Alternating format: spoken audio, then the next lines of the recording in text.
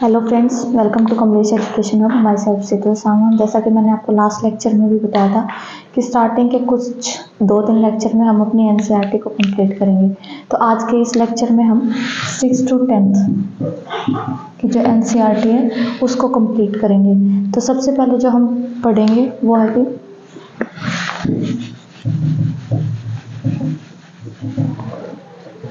जो सबसे पहले हम जिस टॉपिक को क्लियर करेंगे वो the earth and it's solar system. इस चैप्टर को पढ़ने से पहले हमें जो है थोड़ी जो टर्मिनोलॉजी है, जैसे कि सेलेस्टियल बॉडीज क्या होती हैं, स्टार्स क्या होते हैं, प्लैनेट्स क्या होते हैं, एस्टेरॉइड्स, मीटेरॉइड्स, ये सब क्या होते हैं उनके बारे में पता होना चाहिए। तो जो सेलेस्टियल बॉडीज होती हैं ये क्या होते हैं, वो सारे objects this shines in the night sky. ठीक है, सेलेस्टियल बॉडीज वो सारे ऑब्जेक्ट होते हैं जो रात को हमें शाइन करते हुए दिखाई देते हैं। उसके बाद बात आती है कि स्टार्स क्या होते हैं। स्टार्स एक बिग कैलेस्टियल बॉडी ही है जिसके खुद की अपनी हीट भी है एंड लाइट दोनों है, which they emit in large amount. उसके बाद बात आती है कि प्लैनेट्स क्या होते हैं। प्लैनेट्स जो है, जो प्लैनेट वर्ड है वो एक ग्रीक वर्ड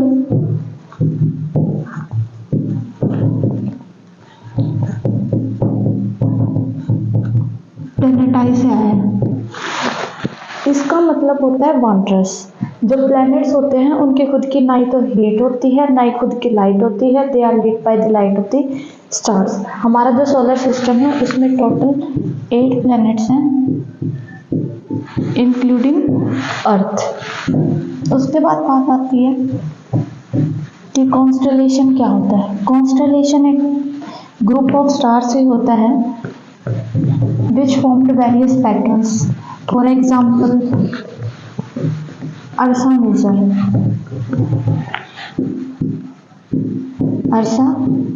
Major, या बिग बियर। ठीक है, या फिर सेकंड आपको एग्जांपल दें तो सप्तऋषि। सप्त का मतलब है क्या होता है 7, द ग्रुप ऑफ 7 स्टार्स। ठीक है, उसके बाद बात आती है कि पोल स्टार क्या होता है। पोल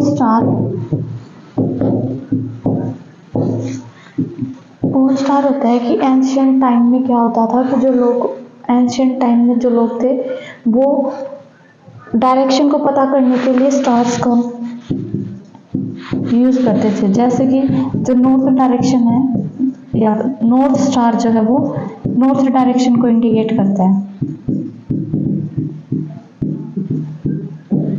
ठीक है, और यही नॉर्थ स्टार है, इसे को हम क्या बोलते हैं, पोल स्टार। ठीक है, उसके बाद बात आती है कि गैलेक्सी क्या होती है। गैलेक्सी जो है, गैलेक्सी बिलियंस ऑफ स्टार्स से मिलके क्या बनती है, एक गैलेक्सी मिलती है। और हमारा जो सोलर सिस्टम है वो मिल्की वे गैलेक्सी का पार्ट है।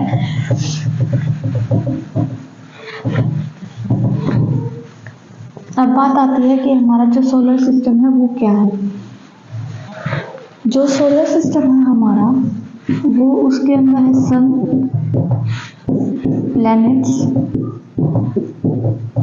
Satellites and other celestial bodies.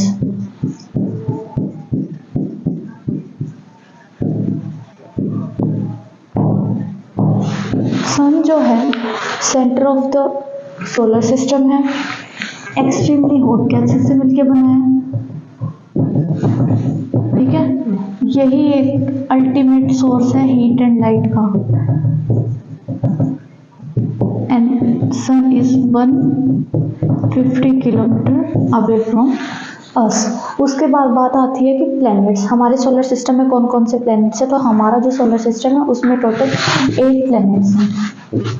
अगर आपको प्लैनेट्स याद नहीं होते कि कौन कौन से प्लैनेट्स हैं, तो उसके लिए ट्रिक है कि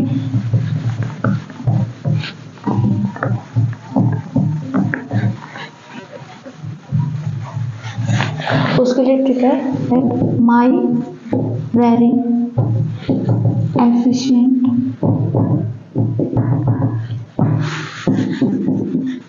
mother just serve us nuts. ठीक है, ये जो फर्स्ट जो हमारा जो लेटर है, they R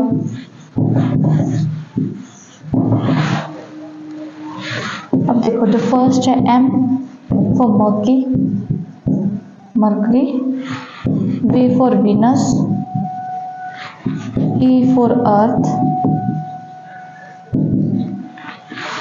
M for Mars, J for Jupiter,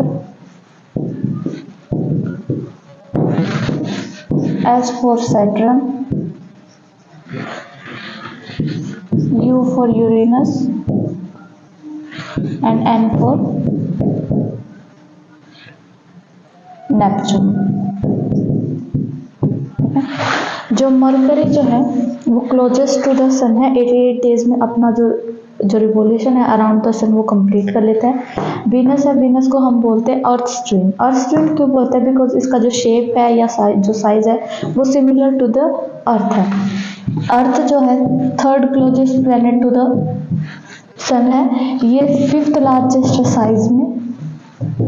and जो अर्थ जो है इसके ऊपर क्या होता है, फेवरेबल कंडीशन होती है विच सपोर्ट लाइफ। ठीक है, like the air we breathe, land भी है, वाटर भी है, मतलब all favourable conditions present which supports life. उसके बाद Mars, Jupiter, Saturn, Uranus and Neptune, ये हमारे पास टोटल 8 प्लैनेट है। जो एस्ट्रॉइड्स होते हैं, एस्ट्रॉइड्स स्मॉल टेनी बॉडीज होती हैं which revolve around the sun and they are found between the Mars और जुपिटर के बीच का जो बेल्ट होता है वहाँ पे हमें एस्टेरॉइड्स मिलते हैं। उसके बाद बात आती है मीटेराइट्स की। मीटेराइट्स क्या होते हैं? ये न्यूमेरियस टीनी रॉक्स होती हैं जो हम स्पेस है उसके अंदर घूमती रहती हैं। ठीक है, बट समटाइम्स क्या होता है,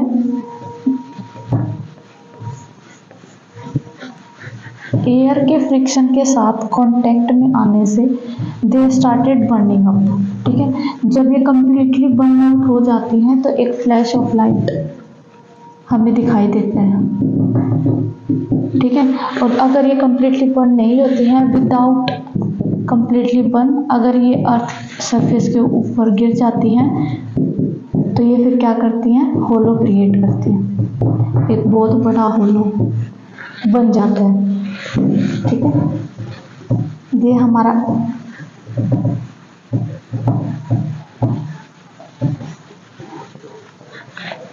उसके बाद मून जो है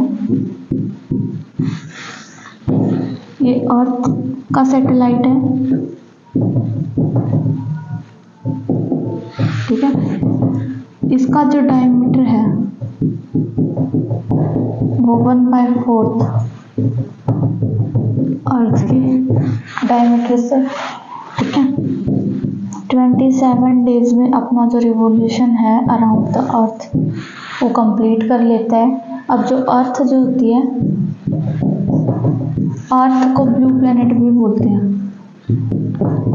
अर्थ को ब्लू प्लैनेट क्यों बोलते हैं? बिकॉज इसका जो 2/3 यानी कि 71% जो इसका जो सरफेस, अर्थ का सरफेस वो कवर्ड विद द वाटर, इसीलिए अर्थ को क्या है हम ब्लू प्लैनेट बोलते हैं।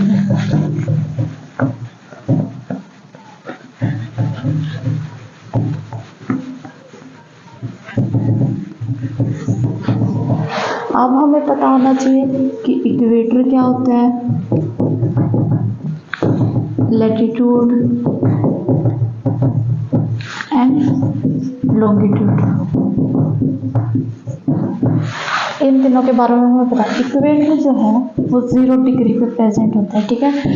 ये जो है ग्लोब को 2 इक्वल पार्ट्स में डिवाइड करता है, ठीक है। जो लैटिट्यूड्स होती हैं, लैटिट्यूड को हम पैरेलल ऑफ लैटिट्यूड्स बोलते हैं because they are parallel to each other, और इनकी जो लेंथ है इक्वेटर से जैसे जैसे पोल्स की तरफ जाते हैं तो ये डिक्रीज होती जाती है, ठीक है। लैटिट्यूड्स जो है वो 0 डिग्री टू 90 डिग्री तक होते हैं, नॉर्थ एंड साउथ। तो इक्वेटर जो है वो इसको northern hemisphere and southern hemisphere के अंदर डिवाइड करता है। Let me show with the diagram.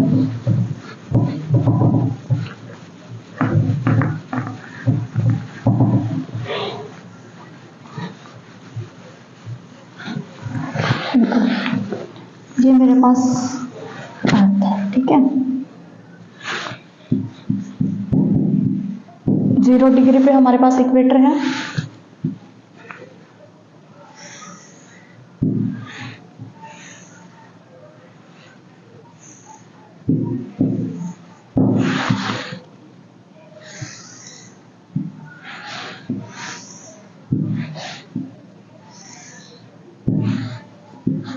यहाँ पे साउथ पोल है, ये हमारा नॉर्थ पोल है, ठीक है।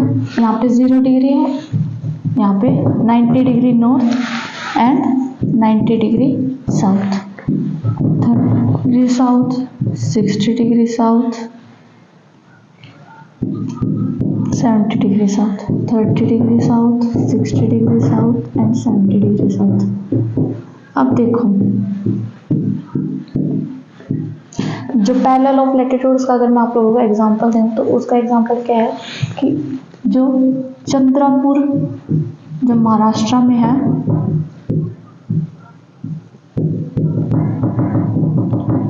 इंडिया के अंदर, और बेलो होरिजेंटी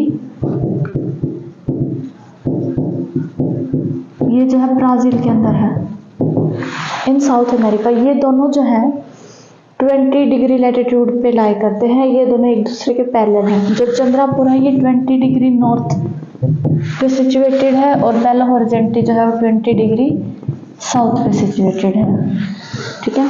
तो ये पैरेलल ऑफ लैटिट्यूड्स का मतलब क्या है कि 20 डिग्री लैटिट्यूड पे हैं, दोनों एक दूसरे के पैरेलल है, एक 20 डिग्री नॉर्थ लैटिट्यूड पे, एक 20 डिग्री साउथ लैटिट्यूड के ऊपर लोकेटेड है।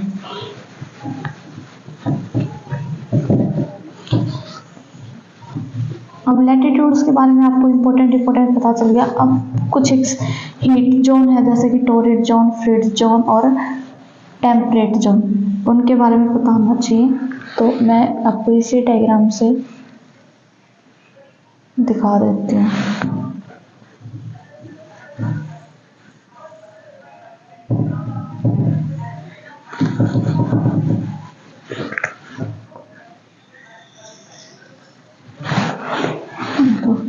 ये हमारे पास इक्वेटर है, 23.5 डिग्री नॉर्थ पे हमारे पास tropic of cancer and 23.5 degree south पे हमारे पास होती है tropic of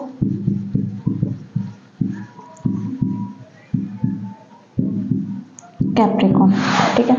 tropic of Capricorn और ट्रॉपिक ऑफ कैंसर के बीच में जो जोन हमारे पास प्रेजेंट होती है उसको हम बोलते हैं टोरिड जोन। ये हीट जोन है, ठीक है। यहाँ पे क्या होता है, सन रेज जो होती है मैक्सिमम होती हैं, तो यहाँ पे टेम्परेचर पे क्या होगा, हमारे पास मैक्सिमम होगा, ठीक है। फिर हमारे पास कौन सी जोन होती है, south temperate zone in southern hemisphere and north temperate zone in northern hemisphere. जो टेम्परेट जोन है उसी को 2 पार्ट में डिवाइड कर रखा है, एक नॉर्थ और एक साउथ टेम्परेट जोन। अब जैसे जैसे हम इक्वेटर से दूर जाते हैं वैसे वैसे जो सन की जो रेज हैं वो भी मतलब कम होती जाती है, मतलब थोड़ी स्लैंट होती जाती है, तो इसलिए जो सन की जो हीट है वो कम होती है। तो इसलिए यहाँ पे टेम्परेट जोन में जो है साउथ और नॉर्थ टेम्परेट जोन जो टेम्परेचर होता है वो मॉडरेट टेम्परेचर होता है।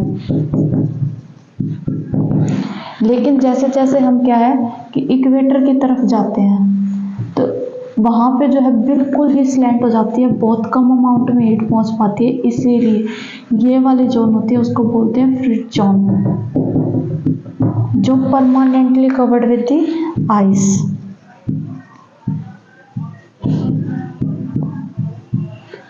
ठीक है,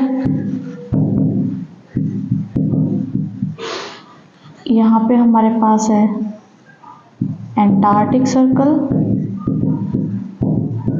एंड नॉर्थ में हमारे पास है Arctic circle which is 66.5 degree north and this is 66.5 degree south. तो हमारे पास 3 हीट जोन आप लोगों को पता चल गई होगी कि torrid zone, temperate zone which is divided into north and south and last one is the fridge zone.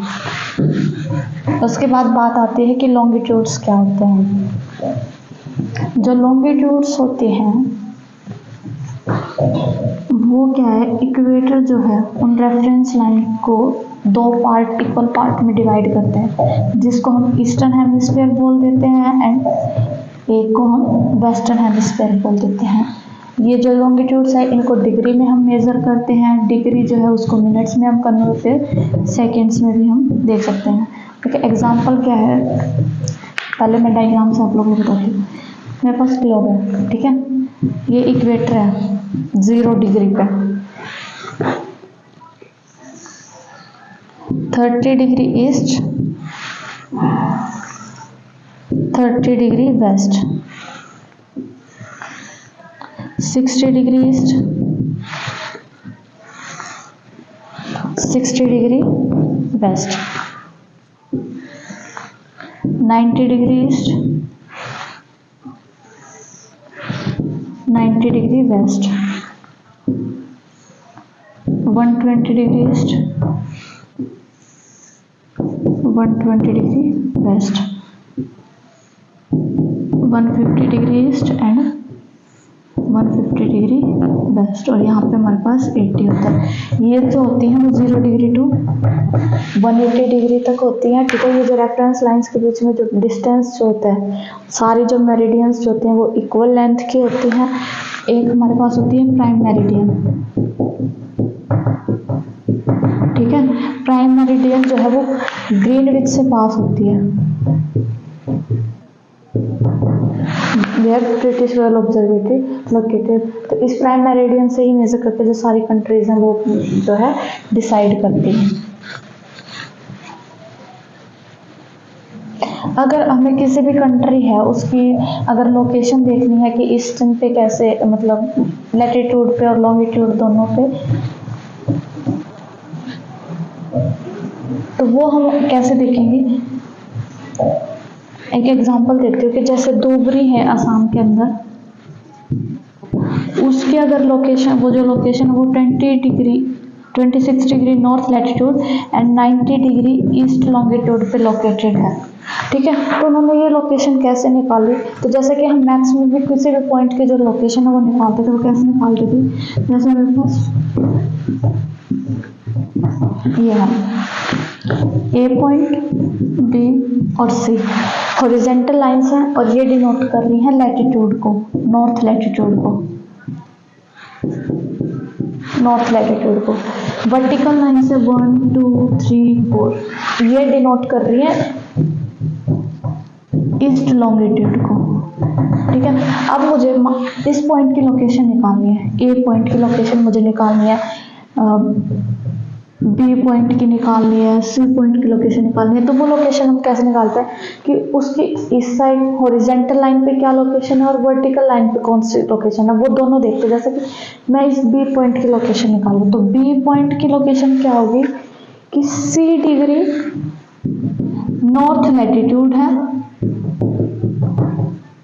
And इस इस साइड कहाँ पे है, 1 पे, तो 1 डिग्री ईस्ट लॉन्गिट्यूड। ऐसे ही ए की हम निकालेंगे तो B degree north latitude and 2 degree east longitude. C point की क्या आ जाएगी, A degree north latitude and 4 degree east latitude. तो सेम जो है वो दूसरी की ऐसे निकालिए, 26 degree north latitude and 90 degree east longitude.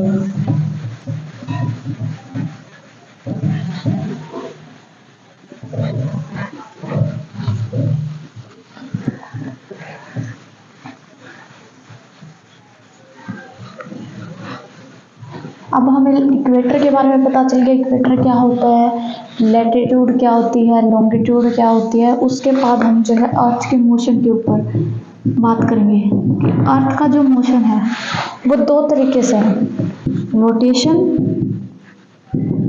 And second one is revolution. Rotation का मतलब होता है कि जो अर्थ है वो अपने ही एक्सिस के ऊपर रोटेट करती है।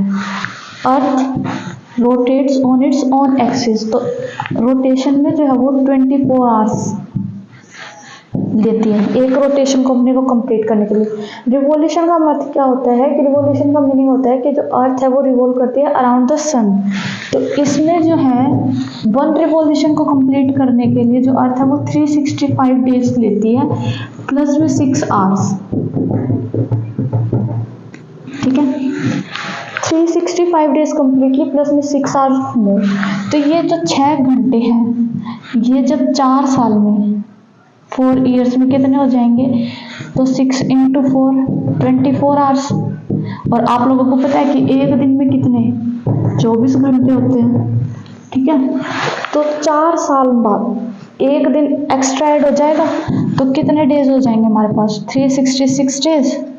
और इसीलिए इसको क्या बोलते हैं हम, लीप ईयर। जो नॉर्मल 365 डेज होते हैं उसमें फैब में 28 डेज होते हैं, लेकिन लीप ईयर में फैब में 29 डेज होते हैं। ठीक है, ये जो है ये किस वजह से है, रिवॉल्यूशन की वजह से। अब आप लोगों को पता है कि जो डिफरेंट सीजन्स भी होते हैं जैसे winter, spring, autumn, summer season, तो ये किस वजह से होते हैं, ये जो अर्थ रिवॉल्व करती है अराउंड द सन, तो उसकी जो पोजीशन होती है वही क्या है, रिस्पॉन्सिबल है जो डिफरेंट सीजन्स होते हैं उसके लिए। मैं आपको डायग्राम से जो अर्थ की पोजीशन है वो दिखा देती हूँ कि अर्थ की पोजीशन कहाँ पे कब होगी, कि जो विंटर सीजन होगा, स्प्रिंग सीजन होगा, तो ये हमारे पास सन है। ठीक है, अर्थ जो है वो वेस्ट टू ईस्ट रोटेट करती है।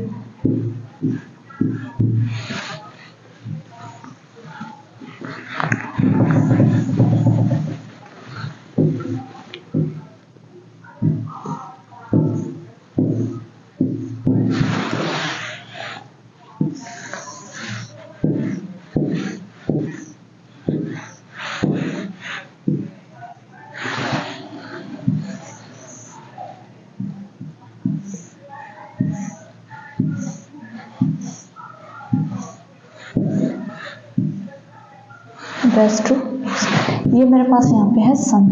ठीक है, सन के जो रेज हैं डायरेक्ट जो सदर्न हेमिस्फीयर है, सदर्न हेमिस्फीयर पे जा रही हैं सारे डायरेक्ट सन रेज, तो इसीलिए जो हमारा पास जो नॉर्दर्न हेमिस्फीयर है इसमें क्या होता है, विंटर सॉल्स्टिस।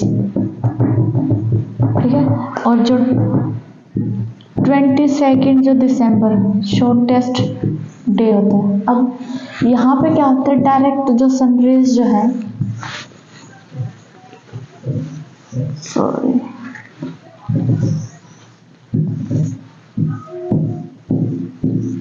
जो सनरेज जो है वो डायरेक्ट इक्वेटर पे है। यहाँ पे इक्विनॉक्स होता है। इक्विनॉक्स का मतलब क्या होता है कि equal days and equal nights. Northern hemisphere में स्प्रिंग सीजन और सदर्न हेमिस्फीयर में ऑटम सीजन। फिर जो डायरेक्ट सनरेज है वो नदर्न हेमिस्फीयर में आते हैं। नदर्न हेमिस्फीयर में आएंगे तो नदर्न हेमिस्फीयर में summer season and southern hemisphere में विंटर सीजन। तो यहाँ पे समर सॉल्स्टिस जो 21 जून होता है, सबसे बड़ा दिन मानते हैं 21 जून। सेम फिर यहाँ पे क्या होता है, डायरेक्ट सनरेज क्या है, इक्वेटर पे है, और इक्विनॉक्स मतलब equal days and equal night. तो नदर्न हेमिस्फीयर में autumn season and southern hemisphere में spring season. 23rd September and 21 मार्च।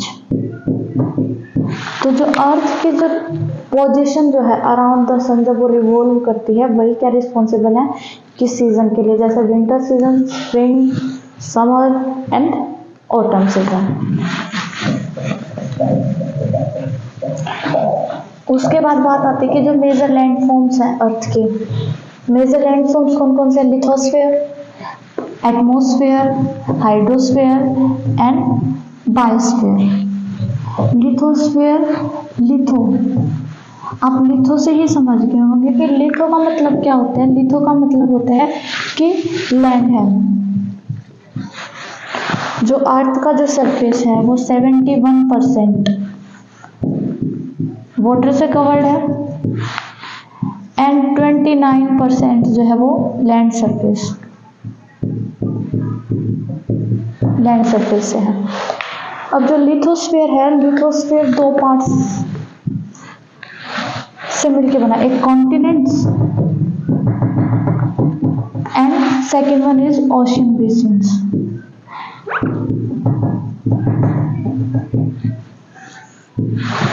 अब कॉन्टिनेंट्स जो हैं हमारे पास टोटल 7 कॉन्टिनेंट हैं। कौन कौन से? एशिया,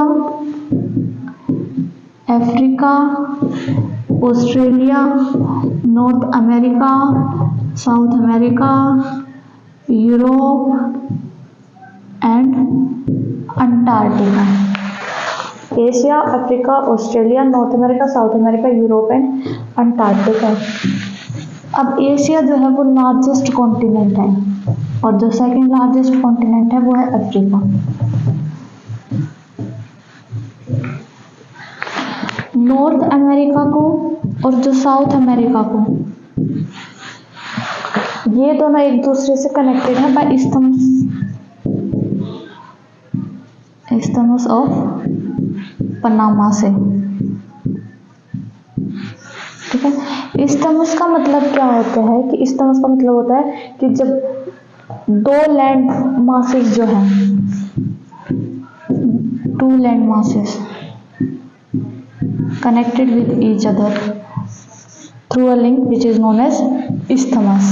और स्ट्रेट जो होती है, स्ट्रेट का मतलब होता है वाटर बॉडीज को कनेक्ट करना।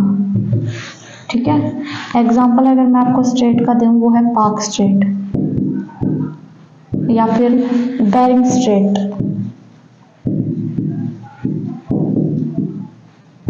जो क्या है आर्टिक ओशियन को पैसिफिक ओशियन के साथ कनेक्ट करती है।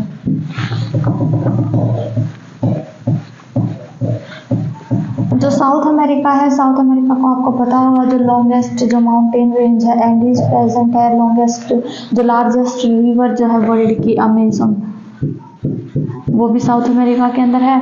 अफ्रीका में आपको पता होगा कि लॉन्गेस्ट रिवर नील है। ठीक है, और जो लार्जेस्ट डेजर्ट है वर्ल्ड का सहारा डेजर्ट। ये दोनों किसमें है? अफ्रीका में है। जो ऑस्ट्रेलिया है, ऑस्ट्रेलिया जो है वो सदर्न हेमिस्फीयर के अंदर आता है, सदर्न मोस्ट कॉन्टिनेंट है। ऑस्ट्रेलिया को आइलैंड कॉन्टिनेंट भी बोलते हैं। आइलैंड कॉन्टिनेंट क्यों बोलते हैं? बिकॉज ये जो है अपने चारों तरफ से किससे है? ओशियन से घिरा हुआ है, इसीलिए इसको क्या बोलते हैं? आइलैंड कॉन्टिनेंट भी बोलते हैं। जो यूरोप है और एशिया जो है वो एक दूसरे से जो सेपरेट है बाय दी, ये यूरोप है मेरे पास, एशिया, ये दोनों एक दूसरे से सेपरेट है बाय यूरल माउंटेन रेंज से। ठीक है, जैसे कि देखो यहाँ पे मेरे पास है नॉर्थ अमेरिका, ठीक है, यहाँ पे मेरे पास है साउथ अमेरिका,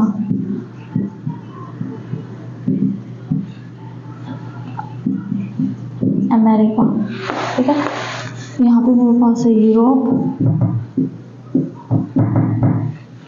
एशिया, ठीक है, इधर मेरे पास है अफ्रीका, यहाँ पे मेरे पास ऑस्ट्रेलिया एंड साउथ में मेरे पास क्या है अंटार्कटिका, ठीक है। यहाँ पे अटलांटिक ओशन है, ठीक है, यहाँ पे आर्टिक ओशन है, यहाँ पे मेडिटेरियन से है। तो यूरोप जो है वो तीनों साइड से क्या है वाटर बॉडी से घिरा हुआ है, सिर्फ एक साइड जो है वो लैंड मास है इसके पास, वो क्या है एशिया। यहाँ ऊपर नॉर्थ में आर्टिक ओशन, वेस्ट में अटलांटिक ओशन एंड साउथ में मेडिटेरियन सी से, ठीक है। यहाँ पे जो है आर्टिक ओशन जो है वो पैसिफिक ओशन से थ्रू बेरिंग स्ट्रेट से, बेरिंग स्ट्रेट से क्या है ये आर्टिक ओशन पैसिफिक ओशन के साथ लिंक होता है। ये थे हमारे कॉन्टिनेंट्स के बारे में। उसके बाद बात आती है हाइड्रोस्फीयर की। हाइड्रो का मतलब क्या होता है वाटर, और जैसा कि मैंने आपको बताया था अर्थ को क्या है ब्लू प्लैनेट बोलते हैं। अर्थ को ब्लू प्लैनेट क्यों बोलते हैं, बिकॉज जो इसका जो 2/3 सरफेस जो है वो वाटर से कवर्ड है, मीन्स 71% वाटर से कवर्ड है। अब इसमें से क्या है कि जो 97% है वो ओशियंस में प्रेजेंट है। तो ओशियंस में प्रेजेंट है उसको वो सैलाइन वाटर है, मीन्स उसमें जो साल्ट की कंसंट्रेशन है वो बहुत ज़्यादा है, तो ये नो यूज, ठीक है।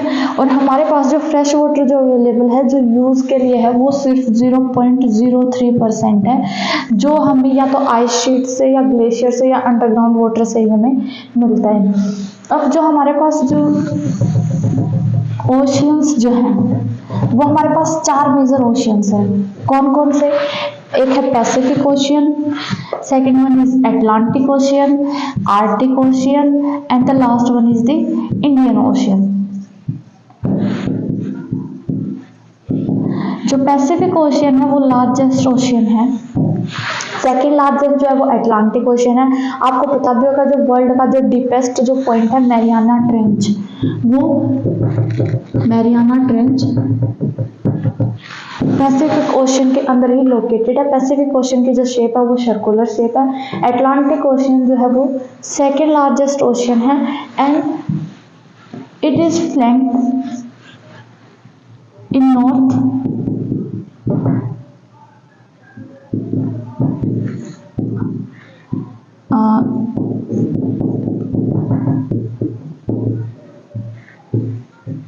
नॉर्थ अमेरिका एंड यूरोप और साउथ में by Africa and South America, ठीक है। जो आर्टिक ओशियन जो है स्मॉलेस्ट ओशियन। इंडियन ओशियन इकलौता एक ऐसा ओशियन है जिसका जो नाम है वो इंडिया के कंट्री के मतलब किसी कंट्री के ऊपर पड़ा है, किसी कंट्री के ऊपर लिखा गया है। जो इंडिया है उसी के बेस पे इस ओशन का नाम इंडियन ओशन बना है और इसकी जो शेप है वो ट्रायंगुलर शेप है। इंडियन ओशियन जो है इसकी बहुत ज़्यादा स्ट्रेटेजिकल इम्पोर्टेंस है। जो एटलांटिक ओशियन है वो एटलांटिक ओशियन जो है वो आइडियल लोकेशन है फॉर द नेचुरल हार्बर्स के लिए या पोर्ट्स के लिए, नेचुरल हार्बर्स एंड पोर्ट्स, इसके लिए जो अटलांटिक ओशियन है वो आइडियल लोकेशन है। अब ओशियन की जो मूवमेंट होती है ना वो 3 तरीके से होती है, टाइड्स, वेव्स और ओशियन करंट्स।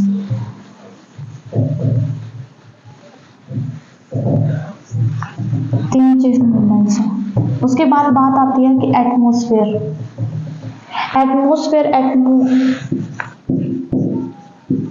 इसी से आप समझ गए, इसका मतलब क्या होता है, air, the air we breathe. तो हमारा जो एटमॉस्फेयर है उसके अंदर 71% नाइट्रोजन प्रेजेंट है एंड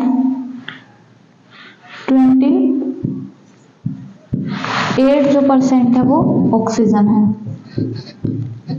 और 1% अदर गैसेस लाइक CO2 हो गया, आर्गन हो गया। ठीक है, अब जो CO2 है, CO2 की इंपॉर्टेंस क्या है, फोटोसिंथेसिस में हेल्प करती है प्लांट्स के लिए।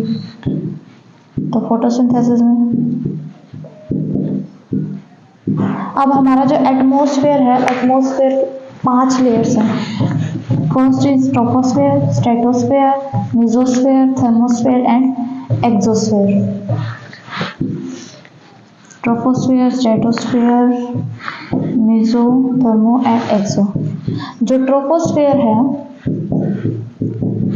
हमारे पास जो ट्रोपोस्फेयर है, ट्रोपोस्फेयर जो है हमारी सारे जितने भी वेदर फिनोमिनाज जो होते हैं वो सारे ट्रोपोस्फेयर के अंदर होते हैं। अप टू 13 किलोमीटर तक ये होती है। यहाँ पे जो है द एयर वी ब्रीथ वो ट्रोपोस्फेयर के अंदर ही है। जो स्ट्रेटोस्फेयर है, स्ट्रेटोस्फेयर क्या है, फ्री फ्रॉम क्लाउड्स,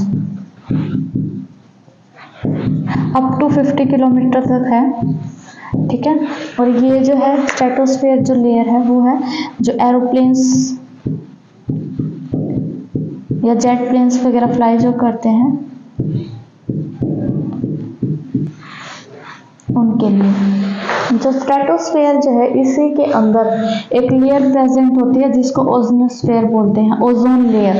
ठीक है, जो हमें क्या प्रोटेक्ट करती है फ्रॉम दी अल्ट्रावायलेट जो रेडिएशंस जो सन से आती हैं उनसे। Mesosphere, thermosphere and exosphere. जो थर्मोस्फेयर होती है इसमें क्या प्रेजेंट होती है, आयनोस्फेयर, मतलब टेम्परेचर। यहाँ पे क्या है, टेम्परेचर की वजह से जो आयंस जो हैं वो मूव करते हैं। मेसोस्फेयर के अंदर जो है मेटेरॉइड्स जो बर्न्स अप होते हैं एयर के फ्रिक्शन के कांटेक्ट में आने से, वो मेसोस्फेयर लेयर के अंदर ही होते हैं। एक्सोस्फेयर जो है, एक्सोस्फेयर के अंदर हाइड्रोजन एंड हीलियम प्रेजेंट है।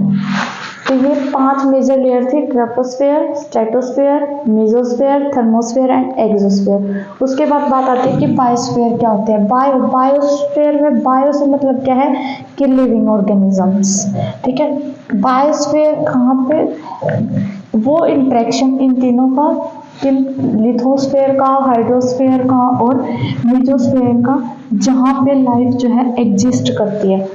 ये लिथोस्फेयर है, हाइड्रोस्फेयर है एंड एटमॉस्फेयर है। ठीक है, तो ये जो इंटरेक्शन है इन तीनों का, ये क्या है हमारे पास, बायोस्फेयर, वेयर लाइफ एग्जिस्ट। यहाँ पे जो मोस्टली बहुत सारे सेवरल स्पीसीज ऑर्गेनिजम्स के प्रेजेंट होते हैं। मेन जो है वो 2 किंगडम, प्लांट किंगडम जो ब्रॉड में है, मतलब बहुत ज़्यादा वाइड में है वो, and second is the animal kingdom. अब देखो, लिथोस्फेयर, हाइड्रोस्फेयर, एटमॉस्फेयर, ये तीनों जो हैं एक दूसरे को मतलब एक दूसरे के साथ इंटरेक्ट भी करते हैं, बट एक दूसरे को ये इफेक्ट भी करते हैं। इफेक्ट कैसे करते हैं, जैसे कि हमने डिफॉरेस्टेशन कर दिया, मतलब cutting of trees and land को क्लियर कर दिया एग्रीकल्चर के लिए। तो अगर हमने ये किया तो फिर क्या होगा, सोइल इरोजन होगी, मतलब जो टॉप लेयर है सोइल की वो क्या हो जाएगी, इरोड आउट हो जाएगी। और सेकंड अगर मैं आपको एग्जांपल दूं तो वो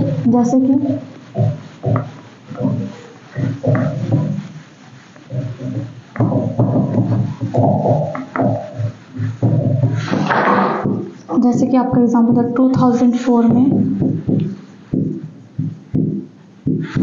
सुनामी आई थी, जिसकी वजह से जो इंदिरा पॉइंट है वो जो है सबमर्ज्ड अंडर वाटर के अंदर क्या हो गया था, सबमर्ज्ड हो गया था ड्यू टू सुनामी। तो इसीलिए जैसे एक दूसरे के साथ तीनों इंटरेक्ट करते हैं वैसे एक दूसरे को इफेक्ट भी करते हैं।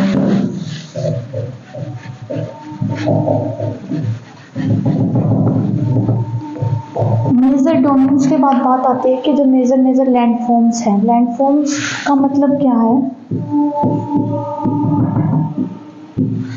लैंडफॉर्म्स के अंदर आते हैं कि जो अर्थ के अंदर जो फोर्स अप्लाई होती है, जो मूवमेंट्स जो होती हैं, उसकी वजह से जो अलग अलग लैंडफॉर्म्स बनते हैं, जैसे कि माउंटेन्स बन गया, प्लेट्यूज, प्लेन्स,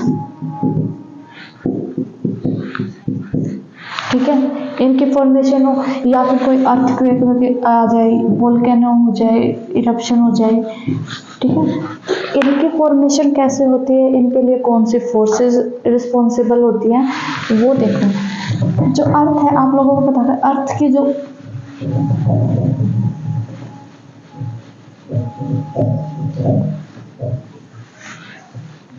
उस लैंडफॉर्म्स को जानने से पहले हमें पता होना चाहिए कि अर्थ किन किन से मिलकर बनी है। तो ये हमारी अर्थ है, ठीक है। Inner core, outer core, mental and crust. Inner core, ये हमारे पास आउटर कोर है, ये मेंटल है, एंड दिस इज क्रस्ट, ठीक है।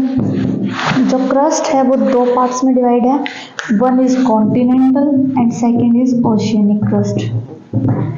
जो कॉन्टिनेंटल क्रस्ट है वो अप टू 35 किलोमीटर तक है और ओशियनिक क्रस्ट जो है वो अप टू 5 किलोमीटर तक है।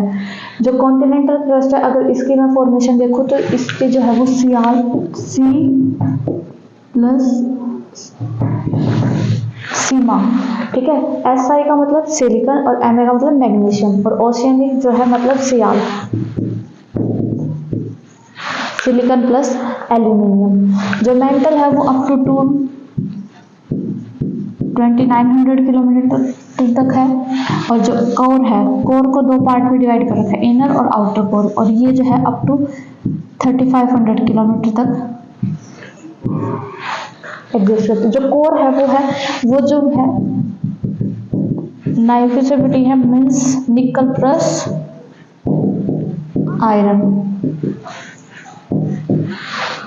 अब देखो इसके अंदर हमारे पास रॉक्स, जो मेजर रॉक्स हैं, sedimentary rocks, igneous rock, metamorphic rock, उनके बारे में भी हमें पता होना चाहिए कि वो होती क्या है।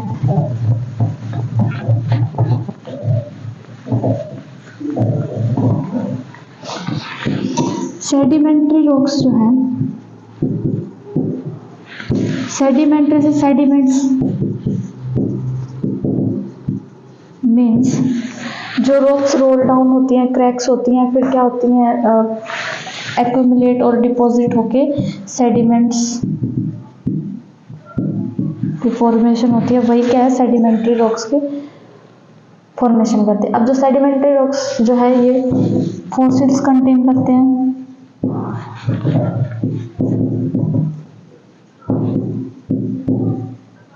अगर आपको सेडिमेंट्री रॉक का अगर मैं एग्जांपल दूं तो वो है सैंडस्टोन,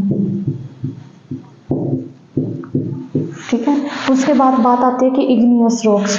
इग्नियस रॉक्स जो है, इग्नियस रॉक्स की फॉर्मेशन होती है कि जब जो मोल्टन मैग्मा जो है, जब वो बाहर आके कूल डाउन होके सॉलिड बन जाता है तो क्या इग्नियस रॉक्स की फॉर्मेशन होती है।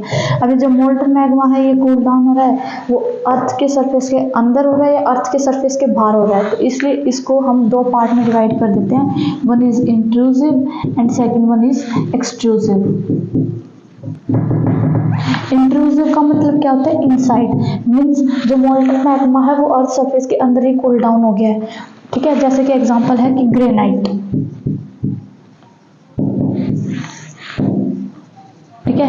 एक्सट्रूसिव का मतलब क्या होता है, आउटसाइड, एक्सट्रू मतलब आउटसाइड, मीन्स जो मोल्टन मैग्मा है जो वो अर्थ सरफेस के बाहर आके फिर कूल डाउन होके then solid formation.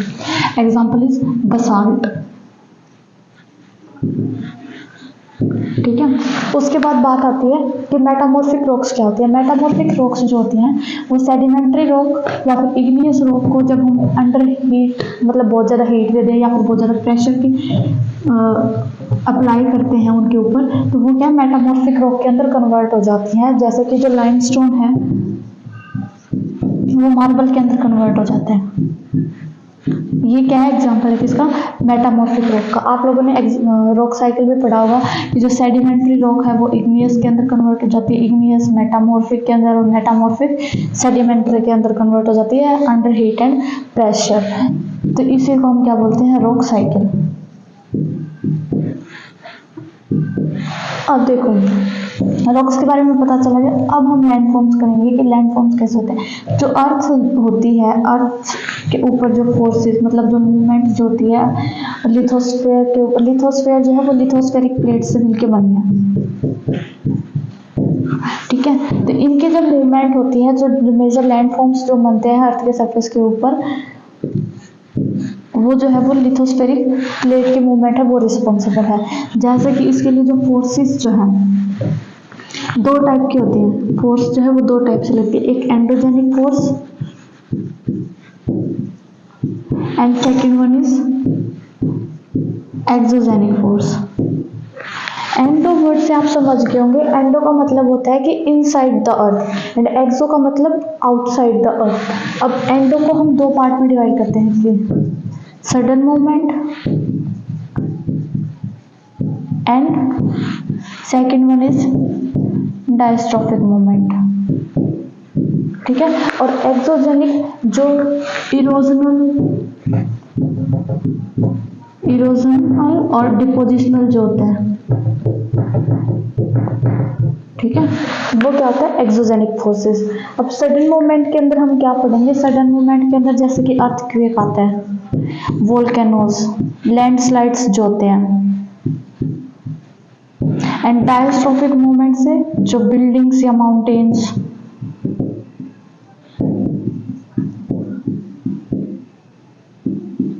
Planes, plateaus, ठीक है, इनके लिए ये क्या है, डायस्ट्रोफिक के अंदर। इरोजनल और डिपोजिशनल के अंदर क्या होता है, आते हैं rivers, sea waves, wind and glacier, ठीक है। सबसे पहले अर्थक्वेक। जो अर्थक्वेक है, अर्थक्वेक क्या होता है कि वाइब्रेशन होती है लिथोस्फेरिक प्लेट्स के अंदर एज अ वेव। जो लिथोस्फेरिक है प्लेट्स होती हैं उनके अंदर वाइब्रेशन होती है in the form of the waves. जो अर्थक्वेक के अंदर जो वेव कौन कौन से, जैसे कि प्राइमरी वेव है, सेकेंडरी वेव है, या लव वेव है, या आर वेव है, ठीक है। ये चार वेव्स होती हैं, ठीक है। और इन वेव्स को मेजर करने के लिए हमारे पास क्या है,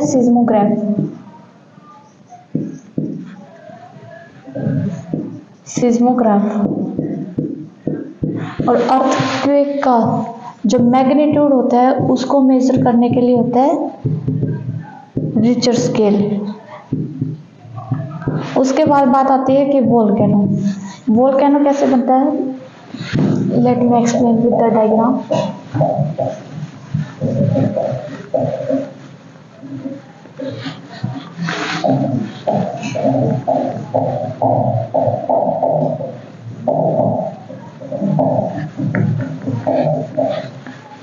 वैसे देख, ये मेरे पास क्रस्ट है, क्रस्ट के नीचे मेरे पास मेल्टन, ठीक है। अब यहाँ पे जो है मोल्टन मैग्मा का चैम्बर है,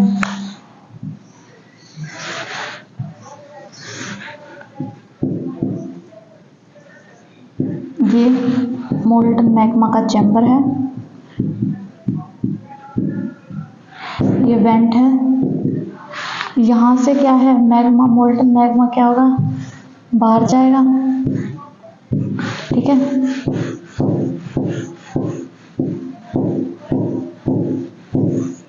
और यही यहाँ पे क्या होगा, जब मोल्टन मैग्मा बाहर जाएगा तो अपने साथ डस्ट और गैसेस भी लेके जाएगा। ये क्रस्ट है, यही क्या है, वोल्केनो की फॉर्मेशन है। जब मोल्टन मैग्मा जो चैम्बर है, मोल्टन चैम्बर, उससे जब मैग्मा जो है वो बाहर निकल जाता है तो वो क्या करता है, वोल्केनो की फॉर्मेशन करता है। ये crust and this is mantle, ठीक है। उसके बाद बात आती है माउंटेन्स। माउंटेन्स क्या है, नेचुरल एलिवेशन है लैंड सरफेस का, ठीक है। अब माउंटेन्स हमारे पास 3 टाइप के होते हैं, fold mountain, block mountain and volcanic mountain. जो वोल्केनिक माउंटेन्स जो है, वोल्केनिक माउंटेन्स की फॉर्मेशन होती है due to the volcanic activities. Example जो वोल्केनिक माउंटेन का है वो है माउंट किलिंजारो,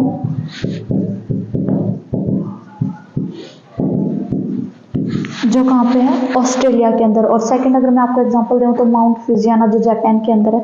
जो वोल्केनिक एक्टिविटीज की वजह से क्या है, वोल्केनिक माउंटेन्स की फॉर्मेशन होती है। उसके बाद है ब्लॉक माउंटेन। ब्लॉक माउंटेन का मतलब क्या होता है कि एक जो लार्ज, कब बनता है ब्लॉक माउंटेन, जब जो लार्ज एरिया जो है वो ब्रोकन डाउन होता है वर्टिकली, ठीक है। जैसे कि उसका जो अपवर्ड जो पार्ट होता है उसको हम बोलते हैं होस्ट, और जो लोअर जो पार्ट होता है उसको हम बोलते हैं ग्रेबनलैंड, ठीक है। अगर मैं इसका एग्जांपल आपको दूं तो जो वोजेस माउंटेन यूरोप्स के हैं,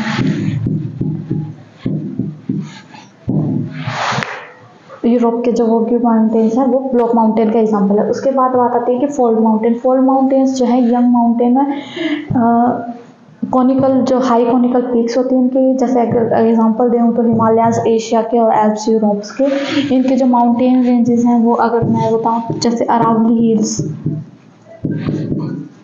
ठीक है, एपलेचियन नॉर्थ अमेरिका के अंदर है। तो ये सारी चीजें क्या थी, माउंटेन्स के अंदर आती है कि माउंटेन्स 3 प्रकार के होते हैं, fold, block and volcanic mountains. With example मैंने आप लोगों को बता दिया है कि फोल्ड माउंटेन के अंदर कौन कौन से एग्जांपल हैं, क्या होते हैं ब्लॉक माउंटेन्स और वोल्केनिक माउंटेन। उसके बाद बात आती है प्लेट्यूज की।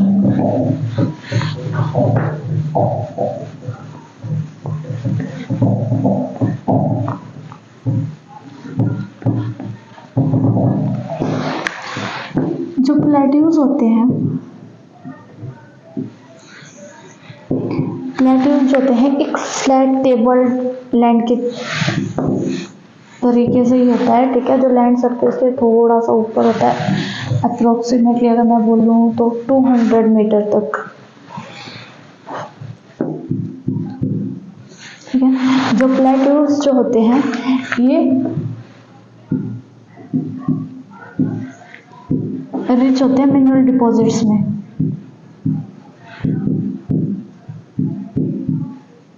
जैसे कि आपको पता भी होगा जो वर्ल्ड का जो हाईएस्ट प्लेटू है वो है तिब्बतन प्लेटू, ठीक है। इंडिया के अंदर अगर आप देखोगे तो है डेक्कन प्लेटू एंड जैसे कि ईस्ट अफ्रीकन प्लेटू,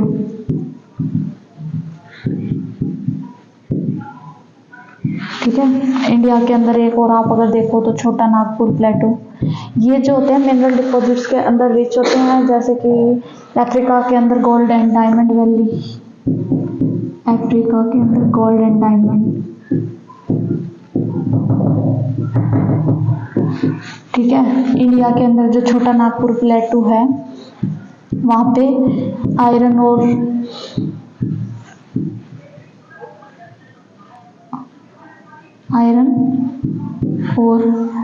तो जो प्लेटूज जो होते हैं वो रिच इन मिनरल डिपॉजिट्स होते हैं, यहाँ पे माइनिंग वगैरह हो सकती है, ठीक है। तो यहाँ पे क्या है, ये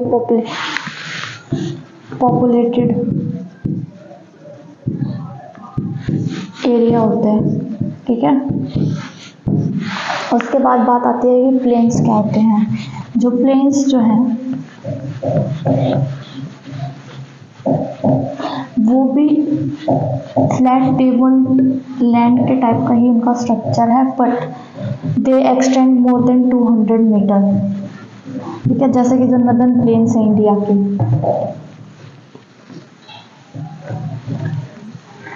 जो नदर्न प्लेन्स इंडिया के, जैसे कि ये क्या है, यहाँ पे क्या नदर्न प्लेन्स की फॉर्मेशन कब होती है? नदर्न प्लेन्स की फॉर्मेशन होती है बाय दी जो डिपोजिशन जो होता है रिवर्स से, ठीक है, सेडिमेंट्स वगैरह इकट्ठे वो करती हैं, डिपॉजिट करती है, तो उससे नदर्न प्लेन्स की फॉर्मेशन होती है। तो यहाँ पे क्या होती है, एलुवियल सॉइल की बहुत ज़्यादा प्रेजेंस होती है, एलुवियल सॉइल में ये रिच होते हैं, तो एलुवियल सॉइल मतलब फर्टाइल है, तो वो क्या करेगी, सपोर्ट करेगी कल्टीवेशन को। तो कल्टीवेशन को अगर हुआ मतलब एग्रीकल्चर अगर यहाँ पे है तो मीन्स क्या होगा, ये जो प्लेन्स का जो एरिया है वो क्या होगा, डेंसली पॉपुलेटेड।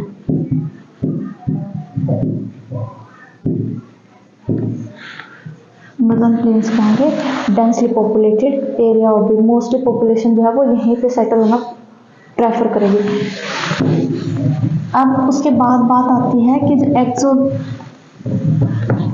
फोर्सेस हैं, जो इरोजनल और डिपोजिशनल से, जैसे कि जो रिवर्स हैं, रिवर्स जो है वो क्या करती है, जब फ्लड प्लेन्स,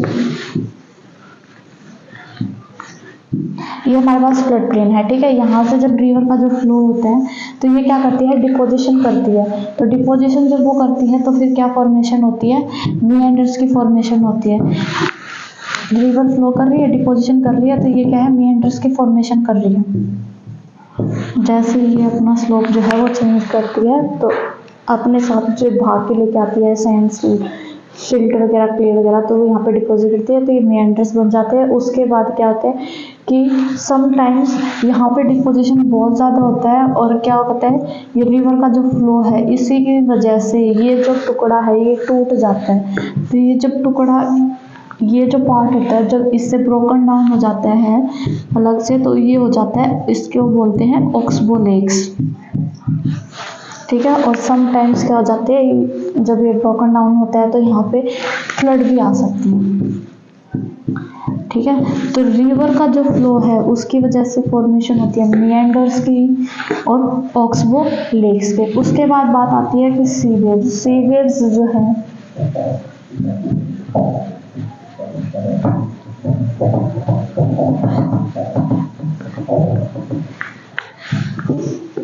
सी वेव्स है मेरे पास, ठीक है, मेरे पास सी है और फिर इसके अंदर मेरे पास एक रॉक है, ठीक है।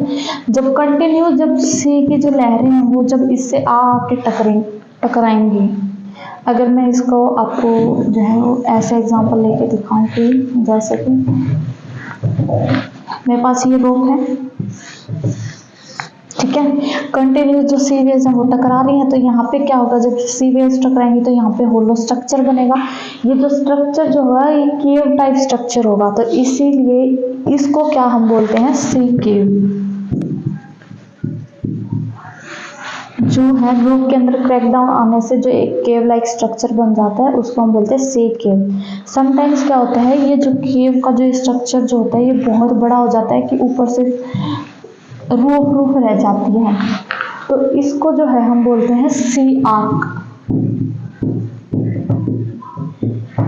कि क्या है कि सिर्फ और सिर्फ रूफ वाला जो है वो, ये वाला भी नहीं ना, सिर्फ जो रूफ है वो मीन्स वॉल्स एंड जो रूफ है ये रहेगी, मतलब बहुत बड़ा यहाँ पे केव टाइप स्ट्रक्चर बन गया। और फिर भी और ज़्यादा कंटिन्यूस जब वेव्स आती रहती हैं, टकराती रहती हैं, तो ये जो रूफ जो है ये भी ब्रोकन डाउन हो जाती है और हमारे पास सिर्फ क्या बच जाते हैं, वॉल्स जो है वो बच जाते हैं, और इनको हम क्या बोलते हैं, स्टैक्स, ठीक है। तो क्या होगा, इनिशियली जब सी वेव्स टकराएंगी किसी रॉक से तो उसमें क्रैक डाउन होगा तो केव लाइक स्ट्रक्चर बनाएगा जिसको हम बोलते हैं सी केव, ठीक है। कंटिन्यूस जब सी वेव्स टकराती जाती हैं तो रूफ, ओनली रूफ लेफ्ट, तो उसको बोलते हैं sea arc. And then again continuously अगर सी वेव्स उसी रॉक से टकराती हैं तो वो रूफ भी ब्रोकन डाउन हो जाती है और सिर्फ हमारे पास वॉल्स लेफ्ट हो जाती हैं जिसको हम बोलते हैं स्टैक्स। उसके बाद बात आती है विंड्स की। विंड क्या होता है, विंड होती है कि जो मूविंग एयर जो होती है उसको हम बोलते हैं विंड। अब आप लोगों को पता होगा कि जो विंड है वो मूव करती है हायर प्रेशर से लोअर प्रेशर, मतलब एक जगह से दूसरी जगह जाती है, ठीक है। तो विंड जो है अपने साथ क्या है, सैंड पार्टिकल्स भी लेके जाती है, ठीक है। अब अगर ये सैंड पार्टिकल्स हैं, अगर ये ग्रेन्स ऑफ सैंड अगर टीनी है तो ये फॉर अ लॉन्ग डिस्टेंस तक इनको कैरी करके रखेगी, ठीक है। अगर बिग है तो फिर क्या करेगी, फॉर अ शॉर्ट डिस्टेंस तक जो लो हिल्स होती हैं वहाँ पे फॉल डाउन कर देती है और फॉर्मेशन किसकी हो जाती है, सैंड ड्यून्स की, ठीक है। उसके बाद बात आती है कि ग्लेशियर्स। ग्लेशियर्स आप लोगों को पता है कि ग्लेशियर्स जो है जब मेल्ट होते हैं,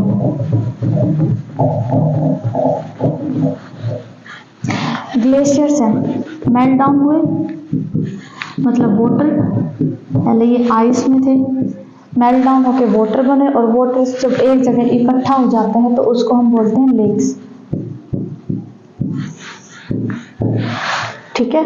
और जो ग्लेशियर्स जो हैं ये ग्लेशियर मोरिन्स की भी फॉर्मेशन करते हैं।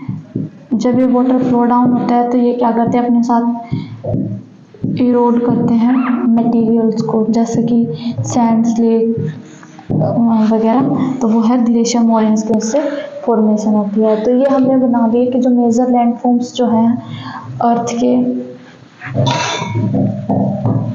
ऊपर कौन कौन से बनते हैं वो। उसके बाद अब हम बात करेंगे हमारे जो कंट्री इंडिया है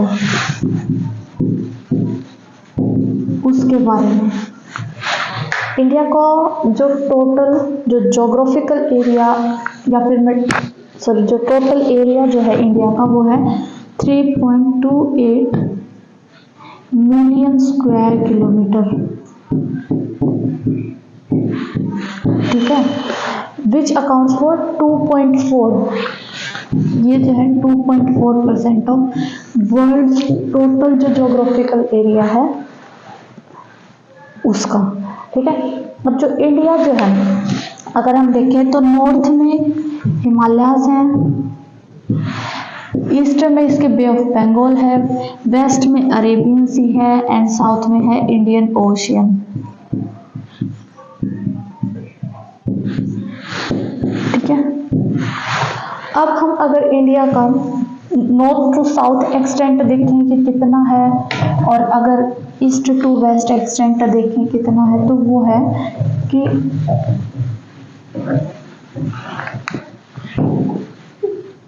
मान लो ये मेरे पास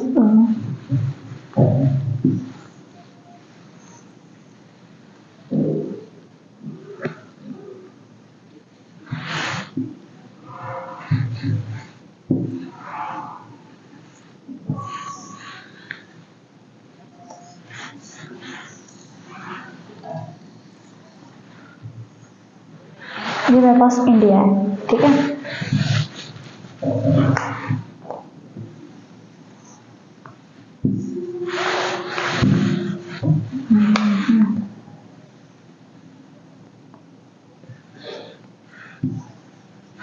इंडिया, तो इसका जो नॉर्थ टू साउथ जो एक्सटेंट है वो है 3214 किलोमीटर और जो इसका ईस्ट टू वेस्ट जो है वो है 2933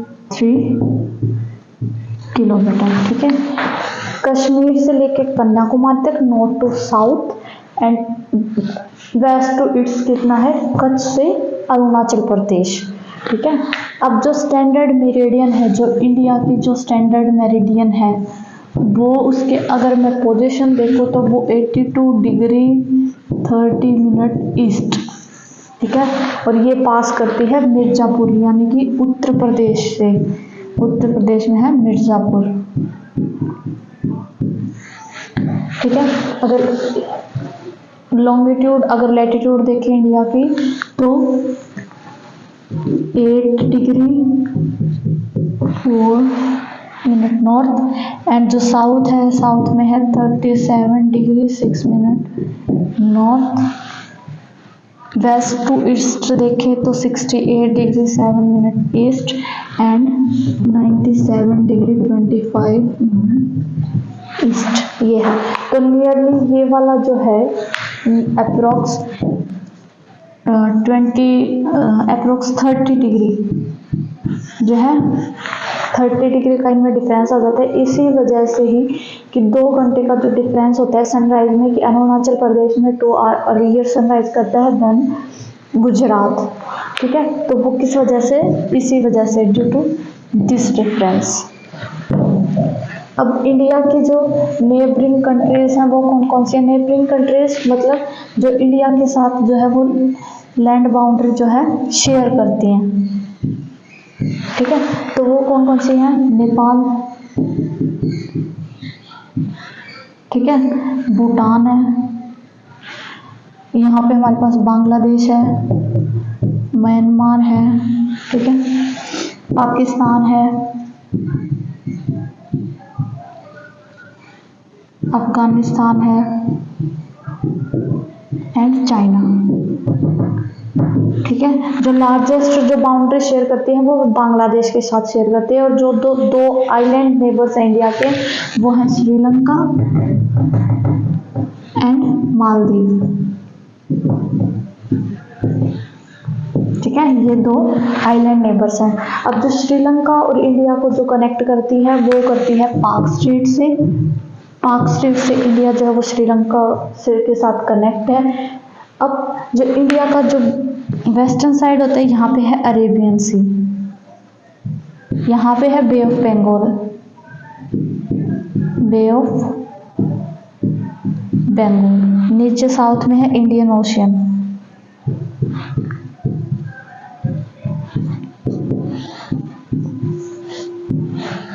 अब क्या है कि देखो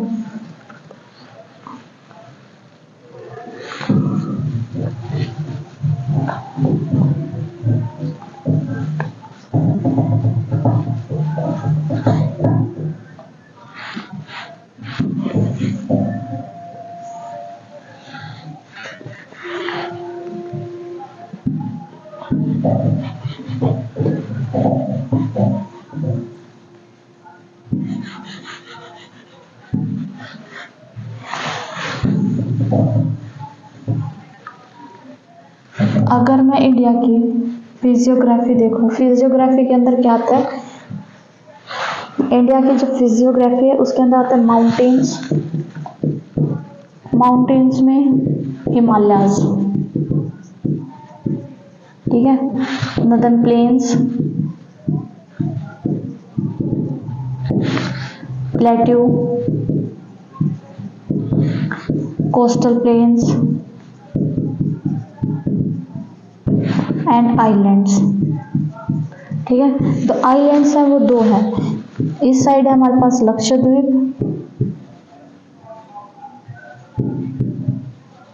एंड इस साइड हमारे पास जो है वो है Andaman and Nicobar island, Andaman and Nicobar island, ठीक है। ये हमारे पास 2 हैं। कोस्टल प्लेन्स क्या है कि ये वेस्टर्न घाट एंड ईस्टर्न घाट। अगर टोटल मेनलैंड, अगर हम कोस्टल प्लेन्स के जो अगर लेंथ देखें तो वो लेंथ है अप्रोक्सीमेटली 7516 किलोमीटर, ठीक है। जो वेस्टर्न घाट्स जो है ये कंटिन्यूअस हैं, ठीक है, and they are narrow, where जो ईस्टर्न घाट्स जो है ये कंटिन्यूअस नहीं है, ये कहीं कहीं से ब्रोकन है एंड ये जो है ब्रॉडर होते हैं। ईस्टर्न घाट्स जो है वो ब्रॉडर हैं देन दी वेस्टर्न घाट्स। अब यहाँ पे फिर उसके बाद प्लेट्यूज, यहाँ पे हमारे पास क्या आता है? डेक्कन प्लेटू है, यहाँ पे हमारे पास जैसे छोटा नागपुर प्लेटू है, यहाँ पे मालवा प्लेटू है, ठीक है। जो प्लेटूज जो है वो ब्लैक सोइल के अंदर बहुत रिच है। तो ब्लैक सोइल है, तो क्या ये ब्लैक सोइल आप लोगों को पता भी होगी क्या करती है कि कॉटन को की जो कल्टीवेशन है, कॉटन कल्टीवेशन के लिए बहुत ज़्यादा अच्छी होती है, ब्लैक सोइल जो होती है वो। अब ब्लैक सोइल है, कल्टीवेशन है, मतलब एग्रीकल्चर है, एग्रीकल्चर है तो मतलब क्या होगा, यहाँ पे पॉपुलेशन जो है सेटल होना बहुत ज़्यादा पसंद करते हैं, इसीलिए ये जो एरिया जो होता है वो डेंसली पॉपुलेटेड एरियाज होता है, ठीक है। अब इसके नॉर्थ में क्या होते हैं, नदर्न प्लेन्स। नदर्न प्लेन्स जो है, मैंने आपको पहले इंट्रोडक्शन दे दिया था, नदर्न प्लेन्स होते क्या है, ये इनकी जो फॉर्मेशन होती है, जो डिपोजिशन वगैरह जो लेके आती हैं, जो रिवर्स हैं, गंगा हो गया, ब्रह्मपुत्र जो है, अपने सब जो डिपोजिशन लेके आती है उससे नदर्न प्लेन्स की फॉर्मेशन होती है। तो डिपोजिशन होती है तो रिच होते हैं एलुवियल सोइल में। एलुवियल सोइल मतलब फर्टाइल सोइल है। फर्टाइल सोइल है मतलब ये भी क्या है कि एग्रीकल्चर को सपोर्ट करती है, तो इसीलिए जो ये नदर्न प्लेन्स होते हैं ये भी मोस्टली डेंसली पॉपुलेटेड एरियाज होते हैं। उसके बाद बात आती है कि हिमालयस की। हिमालयस जो है वो थ्री टाइप्स के होते हैं। कौन कौन से, ग्रेट हिमालय जिनको हम हिमाद्री बोलते हैं, मिडल हिमालयस जिनको हम हिमाचल बोलते हैं, एंड द लोअर हिमालयस जिनको हम शिवालिक्स बोलते हैं, सदर्न मोस्ट जो रेंज है वो, ठीक है। जो ग्रेट हिमालयस जो है वो then middle Himalayas, then lesser Himalayas. Middle Himalayas है, लेसर हिमालयाज। जो सदर्न मोस्ट रेंज है वो है Shivalik, middle Himalayas and great Himalayas. Great Himalayas के अंदर जो मेन माउंटेन रेंजेस है जैसे कि काराकोरम,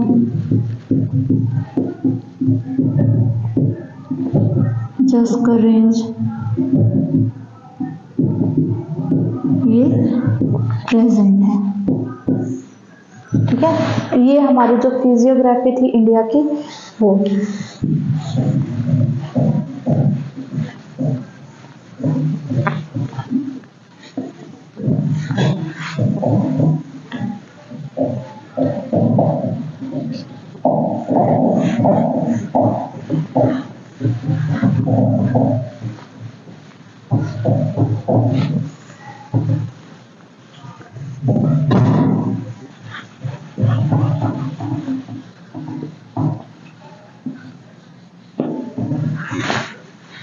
फिजियोग्राफी के बाद जो बात आती है वो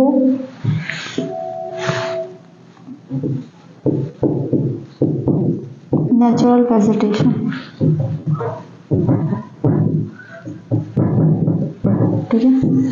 नेचुरल वेजिटेशन, वेजिटेशन का मतलब क्या होता है कि प्लांट्स मतलब फ्लोरा एंड फ्यूना। नेचुरल मतलब जो नेचुरली, जैसे कि आप लोगों ने अपने आसपास भी देखा होगा कि जो पेड़ पौधे हैं वो अपने आसपास अपने आप ही उग जाते हैं, तो वो नेचुरली होते हैं, ठीक है। वो नेचुरली उनको जो मतलब क्लाइमेट है, सोइल है, टेम्परेचर है, ठीक है, जो उनके लिए जो सही टेम्परेचर होता है, मतलब क्लाइमेट, सोइल, टेम्परेचर, यही क्या होते हैं, रिस्पॉन्सिबल होते हैं किसके लिए, नेचुरल वेजिटेशन के लिए। अब इसमें जो नेचुरल वेजिटेशन है वो हमारे पास, जैसे कि अगर मैं इसको डिवाइड करूं, tropical rain forest,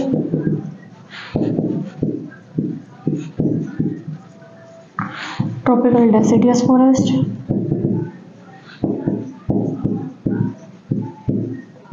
and the temperate evergreen forest,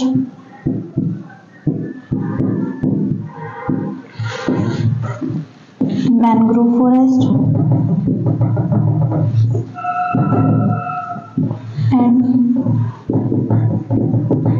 mountain forest। और अगर मैं ग्रासलैंड को डिवाइड करूं तो ग्रासलैंड्स हमारे पास तीन पार्ट में, tropical grassland,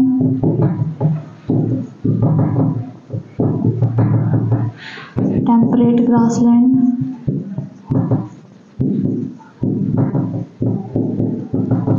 and thorny bushes, ठीक है। जो ट्रॉपिकल रेन फॉरेस्ट जो है इसको हम एवरग्रीन फॉरेस्ट भी होते हैं, मतलब सदाबहार जो जिन पेड़ पौधों को हम बोलते हैं, मतलब ये through out the year green रहते हैं। ट्रॉपिकल जो रेन फॉरेस्ट है ये हमें नियर द इक्वेटर हमें मिलता है, ठीक है। यहाँ पे जो टेम्परेचर जो होता है वो टेम्परेचर भी हाई टेम्परेचर होता है एंड जो रेनफॉल जो है वो भी हाई होती है, ठीक है। जो ट्रॉपिकल रेन फॉरेस्ट जो होते हैं बहुत ज़्यादा डेंस एंड थिक फॉरेस्ट होते हैं। मीन्स ये अलाउ नहीं करते कि मतलब उनमें से जो सन की जो रेज हैं, लाइट है, वो पेनिट्रेट कर पाए। ट्रॉपिकल रेन फॉरेस्ट जो है अपनी जो लीव्स जो है वो एक बार भी सेड नहीं करते हैं, ठीक है। अब अगर हम देखो ये नेचुरल वेजिटेशन पढ़ रहे हैं तो जैसे ट्रॉपिकल रेन फॉरेस्ट हो गया, डेसिडियस हो गया, टेम्परेट एवरग्रीन, इनमें कौन कौन सी फ्लोरा है या फ्यूना है वो हमें देखनी बहुत ज़्यादा ज़रूरी होती है कि वहाँ पे कौन सी फ्लोरा। जैसे कि ट्रॉपिकल रेन फॉरेस्ट है, यहाँ पे अगर मैं फ्लोरा की बात करूँ तो मेजर जो है वो रोजवुड, इबोनी, ठीक है, ये इसके एग्जाम्पल हैं।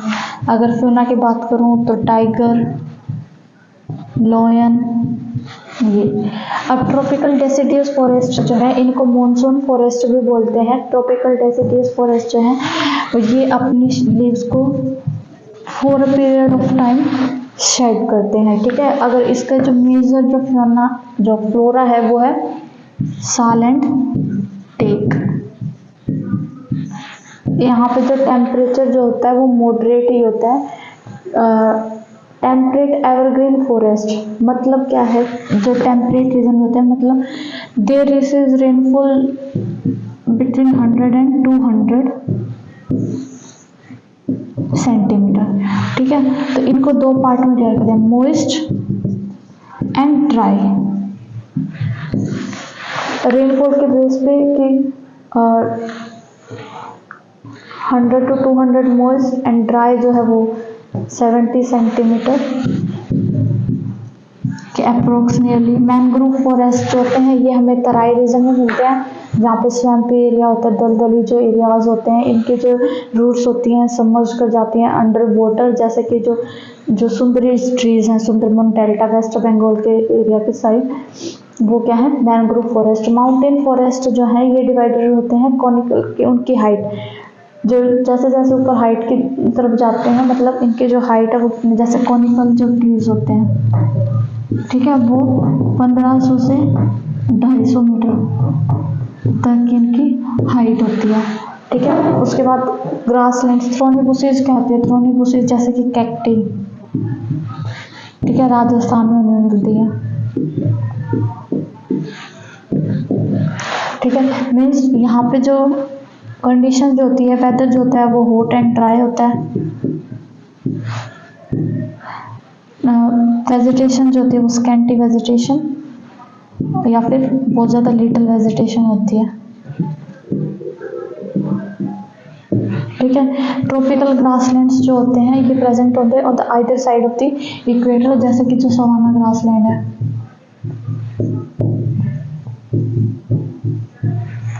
ठीक है। तो ये क्या थे, हमारे नेचुरल वेजिटेशन के अंदर आते हैं। अब हमें ये भी पता होना चाहिए कि ट्रॉपिकल रेन फॉरेस्ट कहाँ पे है।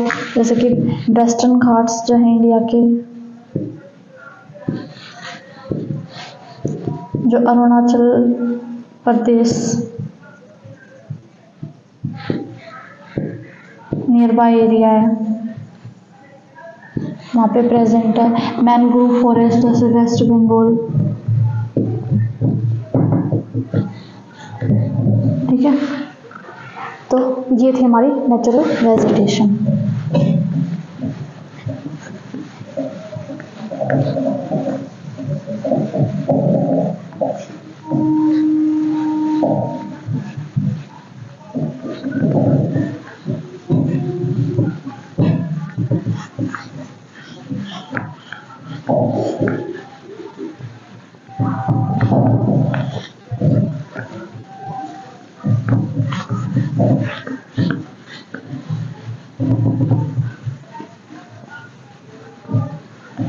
आज का जो ये लेक्चर है इसमें बस हम इतना ही करेंगे। जो नेक्स्ट जो लेक्चर आएगा उसमें हम करेंगे इंडिया की सॉइल, जैसे कि सॉइल के जो प्रोफाइल है, टॉप लेयर सॉइल है, वेदर है, ये सारी चीज़ हम सॉइल में करेंगे। सॉइल के जो टाइप्स हैं, एलुवियल सॉइल, ब्लैक सॉइल या red yellow soil, laterite soil. And उसके सॉइल के बाद हम करेंगे इंडिया का जो ड्रेनेज सिस्टम है।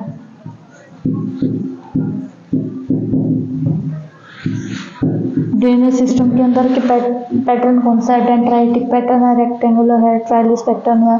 रिवर्स जो है इंडिया की Narmada, Godavari, Tapi, eastern flowing rivers, western flowing rivers, वो हम ड्रेनेज सिस्टम के अंदर करेंगे। And resources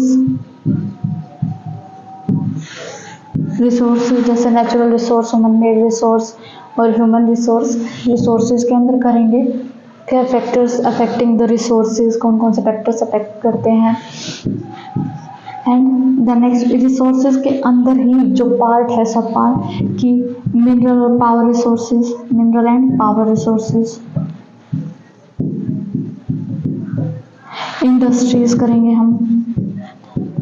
cotton textile industry है, मतलब एग्रो बेस्ड इंडस्ट्री है, मिनरल बेस्ड इंडस्ट्री है, वो इंडस्ट्री के अंदर करेंगे। एंड एग्रीकल्चर, इंडिया का एग्रीकल्चर जैसे फार्मिंग, कॉमर्शियल फार्मिंग है, प्लांटेशन एग्रीकल्चर है या फिर सब्सिस्टेंस फार्मिंग है, कौन कौन सी क्रॉप्स जो उगाई जाती हैं उनके लिए फेवरेबल कंडीशंस क्या क्या हैं, वो हम एग्रीकल्चर के अंदर करेंगे। And the last one is human geography. ये जो हम आने वाले लेक्चर में करेंगे। अगर आपको आज का जो लेक्चर है इससे रिलेटेड अगर कोई भी क्वेरी है तो आप टेलीग्राम जो हैंडल है कमलेश बेनीवाल कमलेश फॉर यू, इस पे आप मैसेज ड्रॉप कर सकते हैं। अगर आपको मेरी वीडियो पसंद आए तो please like, share and subscribe. Thanks for watching my video. Thank you.